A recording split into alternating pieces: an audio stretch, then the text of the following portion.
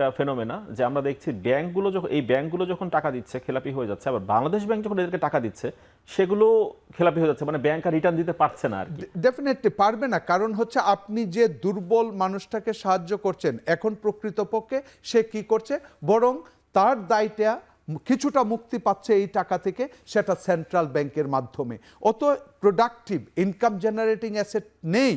অতএব income generating asset যখন একটা ব্যাংকের না থাকবে এবং তার যখন প্রতিদিন রিকারেন্ট হিউজ এক্সপেন্ডিচার থাকবে, এই ব্যাংক আবার দাঁড়াবে কিভাবে? অতএব প্রকৃতপক্ষে বাংলাদেশের 50% ব্যাংক এর অস্তিত্ব আসলে নেই, কিন্তু আমরা আর্টিফিশিয়ালি দেখাচ্ছি এবং এর প্রকৃত কিন্তু ব্যর্থতা এবং দায়টা সেন্ট্রাল ব্যাংক নিতে হবে।